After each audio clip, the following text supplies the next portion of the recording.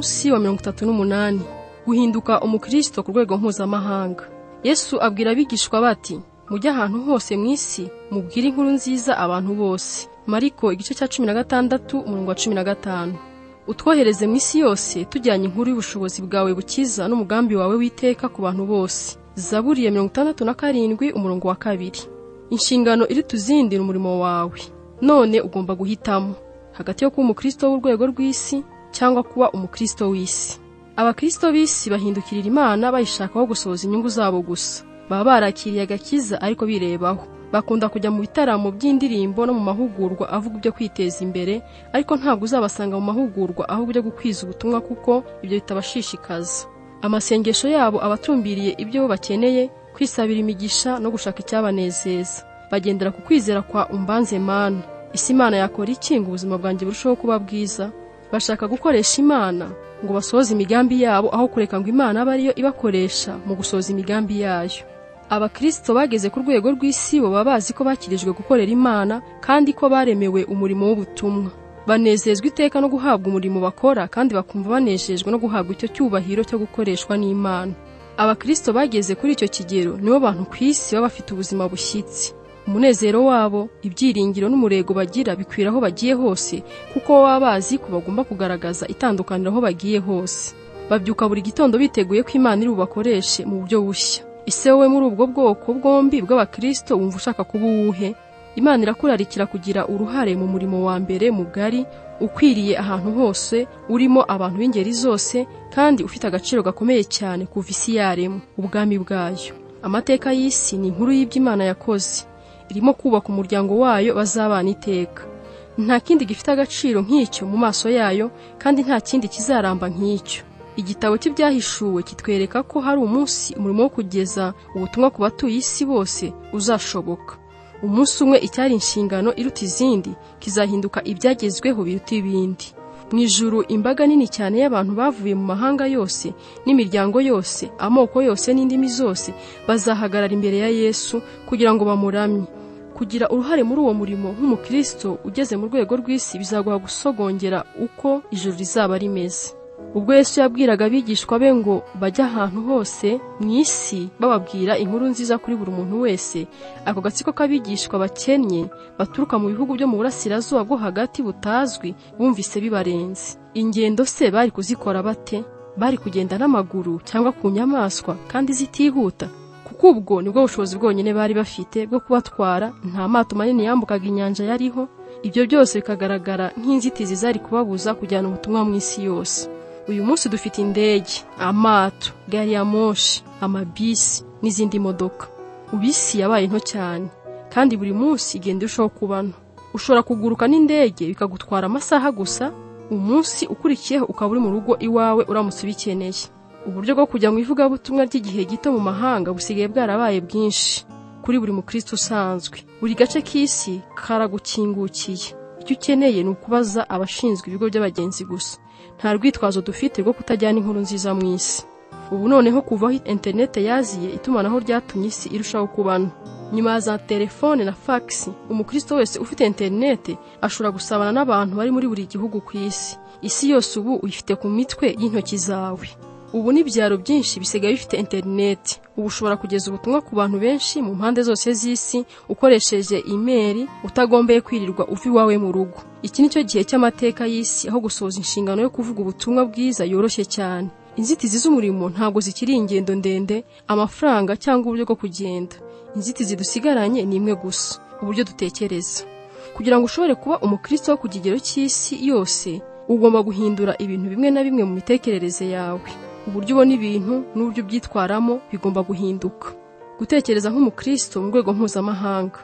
Uve ku muco wo kwitekerezaho ujye utekereza ku bandi. Bibiliya iravuga ngo, nshuti zanjye, mureke gukomeza gutekereza nk'abana, mutekereze nk'abantu bakuru. Iyo niyo ntambwe ya mbere yo guhinduka umukristo wo mu rwego mpuzamahanga. Abana bahora bitekerezaho gusa, abantu bakuru batekereza ku bandi. Imana irategeka ngo umuntu ye kwizirikana ubwe gusa, ahubwo muzirikanane n'abandi. Birumvikana ko iyi ari impinduka ikomeye mu mitekerereze, kuko ubusanzwe ku kamere yacu twirebaho kandi hafi amatangazo yose yo kwamamaza abaduhamagara kwitekerezaho kurushaho. Uburyo bwonyine bwo kugera kuri iyi mpinduramatwara ni ukwishingikiriza ku Mana umunota ku munota. Umugisha dufite ni uko Imana itatureka ngo twigeragereze twenyine. Imana yaduhaye umwuka wayo, niyo mpamvu twe tudatekereza nk'uko ab'isi batekereza. Utangire ujye usaba umwuka wera akwigishe gutekereza ku bukene bw'abatizera igihe cyose uvugana nabo. Iyo ubyimenyereje ushobora kujya usenga amasengesho yo mu mutima ku bwabo muhura bose. Wenda ukabwira Imana uti, Data, mfasha kumva ikibuza uyu muntu kukumenya. Intego yawe ni uguhishurirwa aho abandi bageze mu rugendo rwabo n'Imana kugira ngo ushobore gukora ibishoboka byose ngo bateze intambwe ibegereza Kristo ngo bamumenye.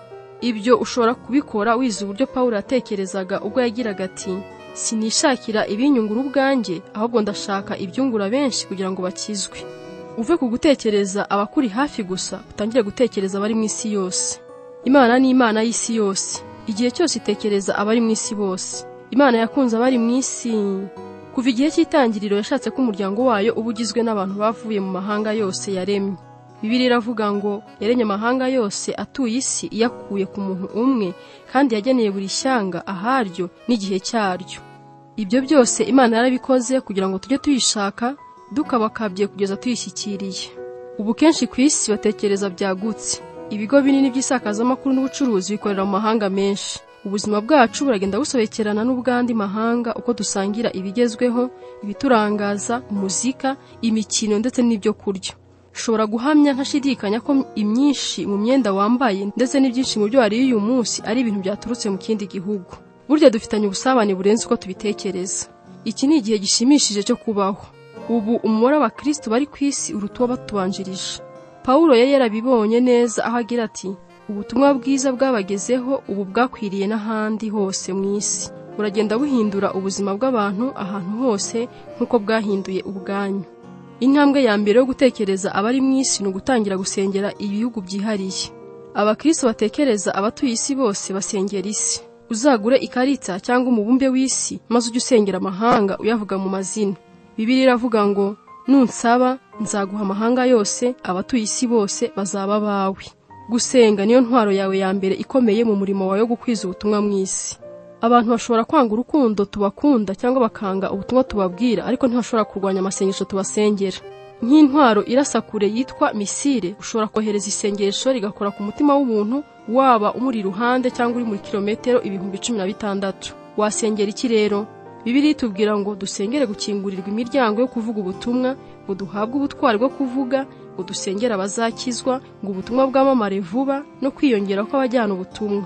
Gusenga biguha kwifatanya n'abandi bari hirya no hino ku isi. Wagombye no gusengera n'abamisiyoneri n'undi muntu wese witangiye umurimo wo gusarura mu isi. Pawulo yandikiye abamusengeraga ati, muba mwifatanyije natwe mu murimo iyo mudusengeye. Niba wifuza ibindi bitekerezo ku buryo bwo gusengana ubwenge usabira isi n'abakozi ba Kristo bari mu murimo w'ivugabutumwa, urebe mu mugereka wa 2 w'iki gitabo. Ubundi buryo bwo kwagura ibitekerezo byawe ni ugusoma no kureba amakuru wifashishije indorerwamo y'inshingano isumba izindi yo kujyana ubutumwa. Ahantu hose habaye impinduka cyangwa amakimbirane, burya Imana ibikinguye umuryango ngo yegereze abantu. Abantu bakingukira Imana iyo bari mu bibazo cyangwa mu nzibacyuho kuruta ibindi bihe byose. Kubera ko isi yacu ihindagurika cyane, abantu benshi bafungukiye kumva ubutumwa bwiza muri iki gihe cyacu kuruta ibindi bihe byose. Uburyo buruta ubundi bwo kwagura ibitekerezo byawe ni uguhaguruka ukajya mu rugendo rw'igihe gito, ukajya kuvuga ubutumwa mu kindi gihugu. Nta kintu gishobora gusimbura kwigerera ahandi ugakora imirimo n'amaboko yawe mu bantu mudahuje umuco. Rekeraho kwiga no guhora uvuga, ujye impaka ku murimo Imana yaguhaye utangire uwukore. Ngaho haguruka utangire ukorana umwete. Mu gitabo cy'ibyakozwe n'intumwa, igice cya mbere umurongo wa 8, Yesu yaduhaye icyitegererezo cy'uburyo bwo kwinjira mu murimo. Muzabwira buri wese muhuye ibyanjye muri Yerusalemu, muri Yudaya yose, muri Samariya n'ahandi hose mu isi. Abigishwa be bagombaga kubwiriza abaturanyi babo, Yerusalemu, igihugu cyabo, Yudaya, abo mu gihugu badahuje umuco, Samariya, bakajya no mu yandi mahanga, ahandi hose mu isi. Niwitegereza urabona neza ko umurimo wacu ugomba gukorerwa icyarimwe, kuko ntabwo Yesu yavuze ko kuriya ariko bizagenda bikurikirana. Nubwo buri mukristo atahamagariwe kuba umumisiyoneri, buri wese yahamagariwe kugira umurimo akora ku bw'izo nzego enye mu buryo bumwe cyangwa ubundi. Ese waba uri umukristo nk'uriya bavuga mu byakozwe n'intumwa igice cya mbere umurongo wa 8? Wiha intego yo kugira uruhare mu mushinga w'ivugabutumwa ugamije rimwe muri ariya matsinda 4. reka ngutere umwete wo kubika amafaranga no gukora ibishoboka byose ngo ujye kuvuga ubutumwa bw'igihe gito mu kindi gihugu bidatinze. Hafi buri muryango wohereza abamisiyoneri ushobora kugufasha kubigeraho. Bizagura imbibi z'umutima wawe, byagure icyerekezo cy'ubuzima bwawe, bizamure kwizera kwawe, bikongerere umutima w'imbabazi, kandi bikuzuza umunezero utigeze umenya mbere. Bishobora no kuzana impinduka ikomeye mu buzima bwawe. Urekeraho gutekereza ibya hano nonaha, utangire gutekereza ibizahoraho. Kugira ngo ukoreshe igihe cyawe neza ukiri hano ku isi, ugomba guhora utumbiriye ibizahoraho. Ibyo bizatuma udaha agaciro iby'umumaro muke bigufashe gutandukanya ibigaragara nk'ibyihutirwa, nyamara iby'agaciro gake ni ibizagira umumaro mu bugingo buhoraho. Pawulo yaranditse ngo ntabwo dutumbira ibiboneka ahubwo tureba ibitaboneka, kuko ibiboneka ari iby'igihe gito naho ibitaboneka bikaba iby'iteka ryose. Byinshi mu byo dutaho imbaraga ntabwo bizaba bigifite agaciro nyuma y'umwaka umwe, uretse no kukagera mu buzima bw'iteka. Ntuzagurane ubuzima bwawe ibintu by'igihe gito.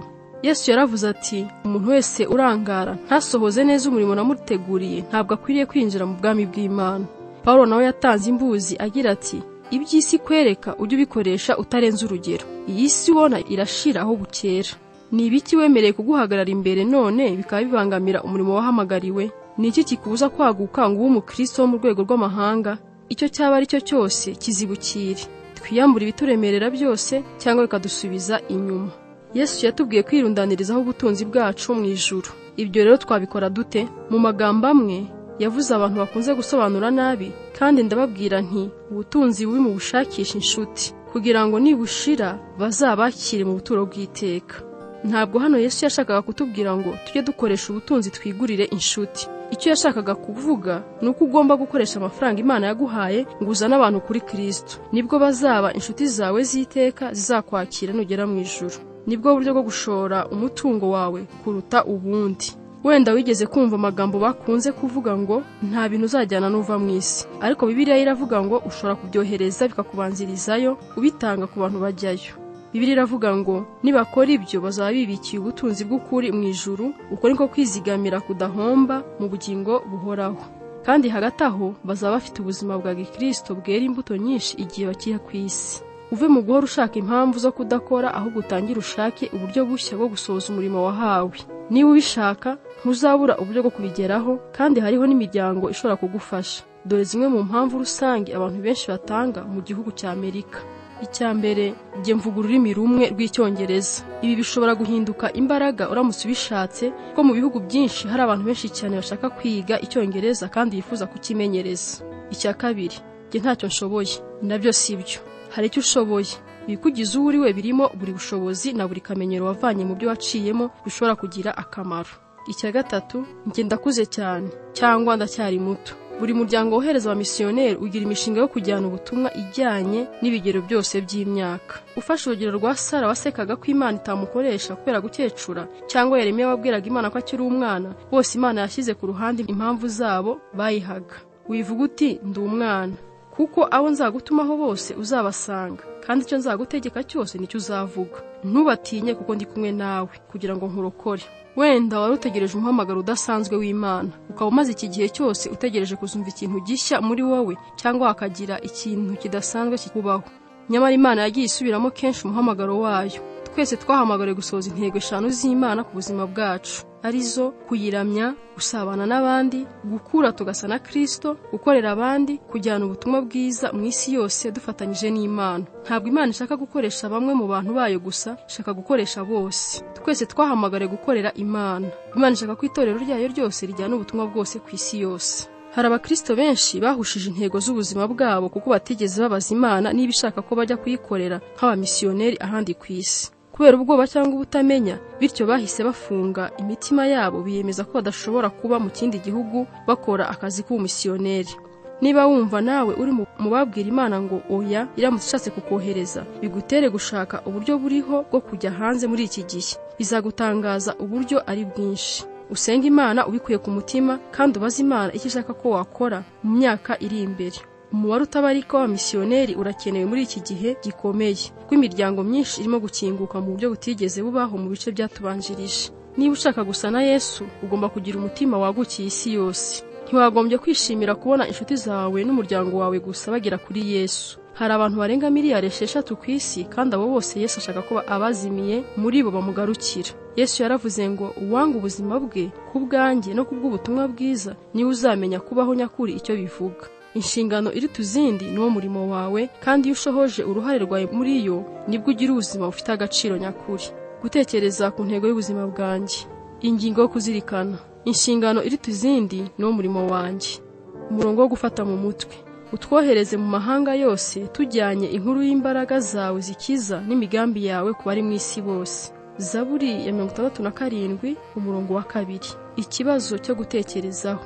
Ni ibiki nakora kugira ngo nzashobore kujya mu rugendo rw'igihe gito kuvuga ubutumwa mu kindi gihugu mu mwaka utaha?